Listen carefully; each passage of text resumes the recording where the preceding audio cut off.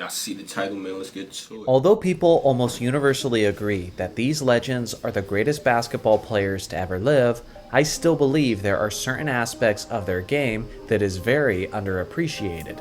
Today, I want to place a spotlight on those underrated aspects, which for one, should have some value for basketball education, but I also think this information can help equip you better when debating your list of the greatest players of all time.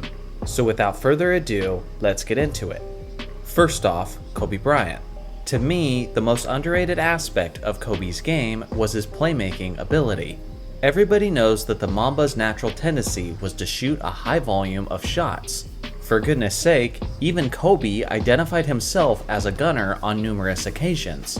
Because of this, many people tend to overlook the Mamba's ability to create opportunities for others, as he was a far better passer than he's usually given credit for. He got some, of the players who played primarily, he definitely got some dimes and drop-offs in at the shooting guard position, Kobe has the second most assists in NBA history, trailing only James Harden. So it's not like he never passed the ball like many of his critics like to claim. Obviously, Kobe's longevity certainly helped in that department, as he had a 20-year career in the NBA.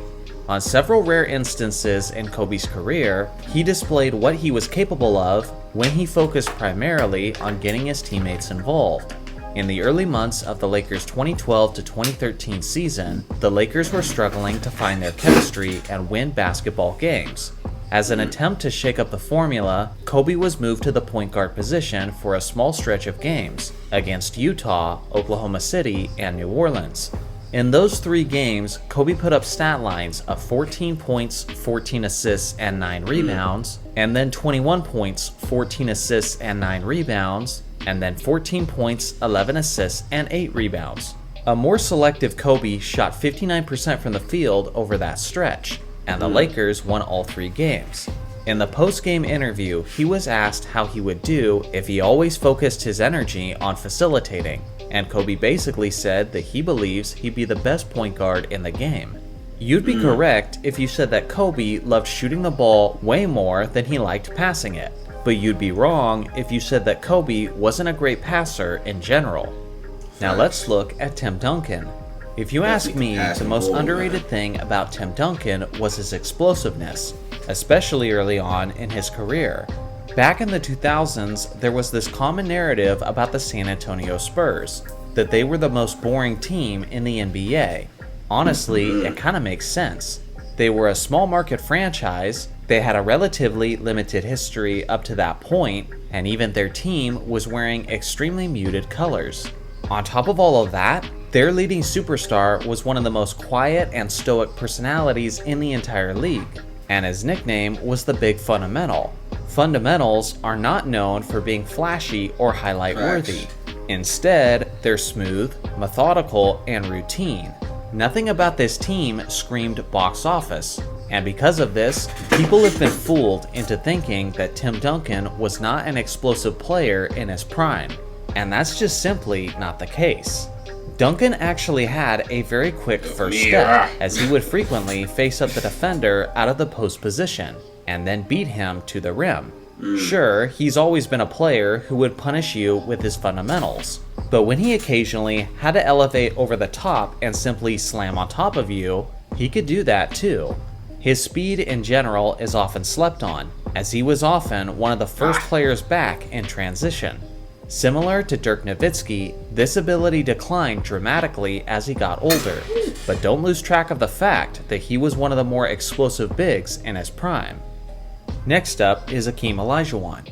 His most underrated ability was certainly his pickpocket skills. When everyone thinks of Hakeem's all-time great defense, I think it was Mike that was talking about this in how good was Hakeem Olajuwon actually reacted. Think of his shot blocking. And honestly, there's nothing wrong with that, as he's the NBA's all-time leader in blocked shots. But with that being said, that was only a portion of his amazing defense. Over his career, Hakeem averaged an incredibly impressive 1.7 steals over the course of his career. That is easily the highest career average by a center in NBA history. For perspective, Hakeem averaged more steals in his career then Kawhi Leonard, Paul George, and Draymond Green. Sheesh. You could seriously eliminate Hakeem's 3 to 4 blocks per game, and he would still be considered as an elite defensive player. In 1989, he averaged a whopping 2.6 steals per game. That is a mind-blowing average for a center. Even the great Gary Payton, the man who was known as the Glove for his tremendously great smothering defense, only got that high once in his 17-year career. In fact, in the last 14 years of NBA history, no player has averaged as many steals as Hakeem did in 1989. The last player to average that many steals was Chris Paul in 2009. The man may be known as the Dream, but in every way imaginable, he was known to be a nightmare on defense. Next on my list is Shaquille O'Neal. For me, the most underappreciated aspect of Shaq's game was his stellar footwork. There was a couple... Maybe it really is, because I never really paid attention to Shaq's footwork, really. I really just paid attention to how he was slamming that motherfucker. Different choices for me to choose from. Shaq's passing ability and vision is something that people rarely talk about, but I gotta give the slight edge to his footwork. A lot of people view Shaq as the big, dominating figure who mindlessly bullied players in the paint. Although Shaq certainly imposed his will on smaller defenders, he didn't do it without his fair share of skill.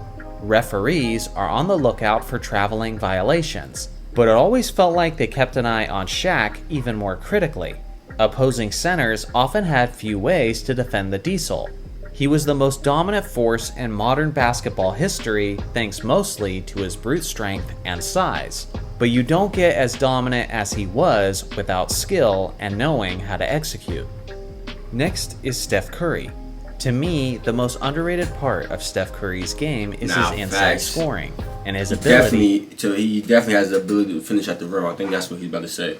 To finish around the rim. Yep. Too many people act like Steph is nothing more than a glorified three-point shooter, and because of this, I've heard many peers say that he wouldn't survive in the 80s or 90s due to the punishing interior basketball. I strongly disagree.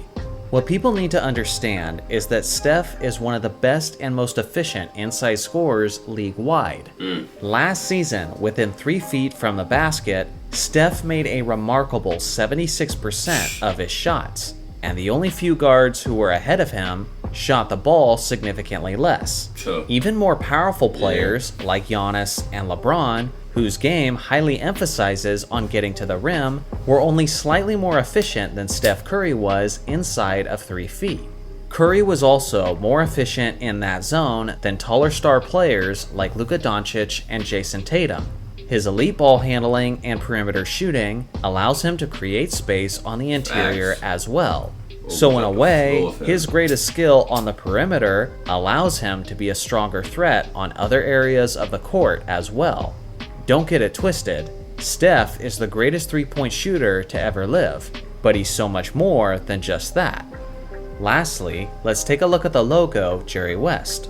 The man known as Mr. Clutch was one of the greatest scorers of all time, in both the regular season and the postseason. But if you ask me, the most underrated part of his legacy was his defense as a whole. Somehow, West's dynamic two-way dominance is something that often goes below the radar. West wasn't just a quality defensive player, but he was one of the greatest defenders of all time. The man would suffocate opposing guards with his intense on-ball defense, and he was likely the best pickpocket of his era.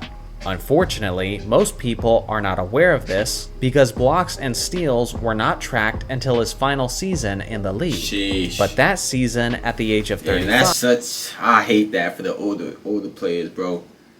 Kareem, I know Kareem blocks didn't count to his 4th year, something like that. Yeah, that sucks, bro. He did average 2.6 steals per game, which was the second best overall league-wide.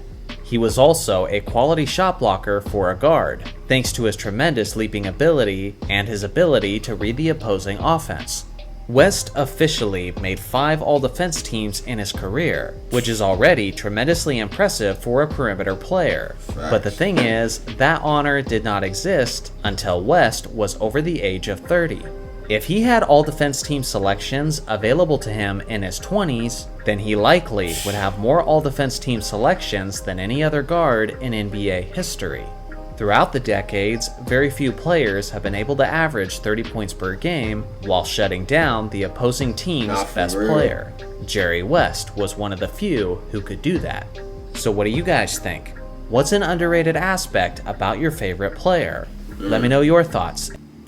That's the end of this one, y'all. Y'all know what to do, man. If you enjoyed, click on the last reaction. I'm out of here.